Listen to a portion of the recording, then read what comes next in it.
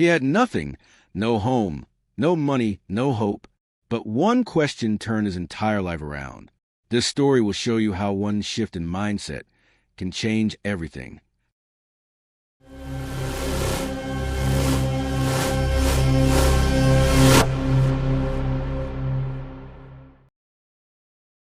Hello everyone.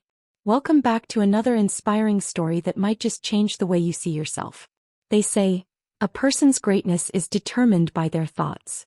And this timeless truth has been proven again and again, by people like Elon Musk, Steve Jobs, and Jeff Bezos. Napoleon Hill once said in his famous book, Think and Grow Rich. Whatever the mind can conceive and believe, it can achieve. But if that's true, why do so many people still fail to succeed? Do they not think about their future? Do they not dream of success? Or, is there something deeper, something most people don't understand about how thoughts truly shape our lives? Stay with me till the end of this video because today's story will uncover that secret, through the life of a man who went from being a beggar to a successful businessman. And along the way, we'll also learn a few simple English words that you can use to improve your speaking and writing. So sit back, relax, and listen carefully. Scene 1, the railway station. Once upon a time in a busy railway station, there lived a poor beggar. Every day he survived by asking passengers for alms. That means money or food given to the poor. He had no home, no job, and no family. All he had was an old bowl, and a hope that someone kind would drop a few coins into it. People passed by him all day. Some ignored him, some gave him small change, and some just turned away. His life was the same every day: beg, eat, sleep, and repeat. Scene 2, the businessman appears. One morning as trains came and went, the beggar noticed something unusual. A well-dressed businessman stepped onto the platform. He looked confident, successful, and calm, wearing a sharp suit and holding a leather briefcase. The beggar thought to himself, this man must be very rich. If I ask him, he'll surely give me a generous amount. So with hope in his heart, he approached the businessman and stretched out his hand. Sir, he said softly, please spare some money for a poor man. The businessman looked at him, not with anger but with curiosity. And then he asked a question that completely shook the beggar's world. Do you always just take from others? Have you ever given anything to anyone? The beggar froze. No one had ever asked him something like that. He blinked, confused, and replied, Sir, I'm just a beggar. I survive by asking for alms. I have nothing to give anyone.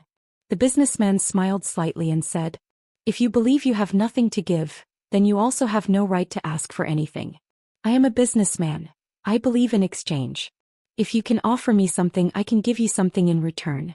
But if you have nothing to give, I cannot give you anything either. Without another word, he stepped into his train and the doors closed behind him. The beggar stood there, stunned. His heart was pounding. Those words echoed in his mind like thunder. If you have nothing to give, you have no right to ask. Scene 3, a sleepless night. That night the beggar couldn't sleep. He kept turning on his thin blanket, thinking. He wasn't rude, but he spoke the truth.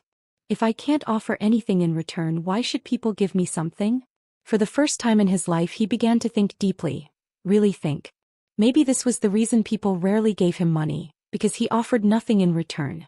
But what could he give? He had no possessions, no skills, no money. He sighed and whispered to himself, I have nothing. And then he remembered the businessman's words again. If you want to receive, you must first give. He repeated the line over and over, until it became a seed in his mind. Scene 4, the idea blooms. 2 days passed. The beggar didn't ask anyone for money. He was lost in thought. On the 3rd day, as he sat near the platform, he noticed something beautiful.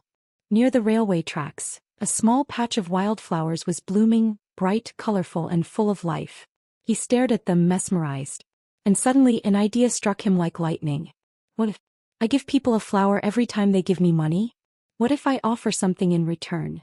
Without hesitation, he walked to the edge of the platform, carefully plucked a few flowers and placed them beside his bowl.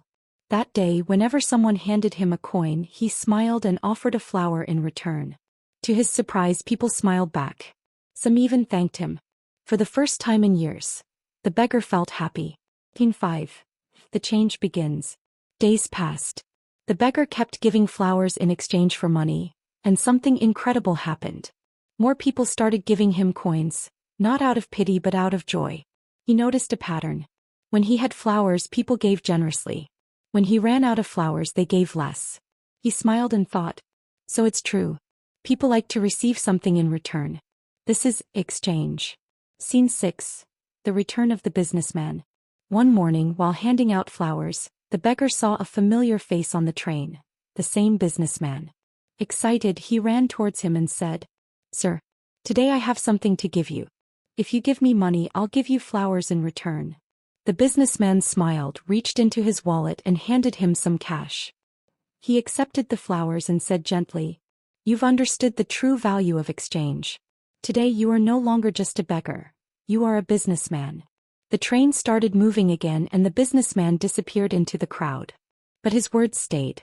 The beggar stood still, whispering to himself, "A businessman, me?" Scene 7. The transformation. That night he couldn't stop thinking. Was it really true? Could a beggar become a businessman just by changing his thinking? And then it hit him. Yes. He realized, I am not a beggar anymore. I am a trader. People aren't giving me money out of pity. They're paying for the flowers I give them. It means, I have a business. With new confidence in his heart, he made a bold decision. He gathered all the coins he had saved and bought more flowers from a local gardener. He started selling them, at the station, in nearby streets and outside temples. Slowly his earnings grew. He began buying baskets, wrapping papers, and even hired a small boy to help. He was no longer begging, he was building something. Months passed, and his small idea bloomed into a thriving business. Scene 8. 6 months later. 6 months later, at the same railway station, two well-dressed men met on the platform. One looked at the other and asked, "Excuse me, do I know you?" The other man smiled and said, "Sir, we've met twice before, right here." The first man frowned, trying to remember. Then his eyes widened in surprise. "Wait, you're the beggar. The one I refused to give money to, and later bought flowers from." The man laughed warmly. "Yes, that was me. But today I'm no longer a beggar. I run a flower business now, and I'm traveling to expand it further." The businessman was astonished. "That's incredible. What changed?" The flower seller smiled and said, "You did. That day you taught me one of life's greatest truths.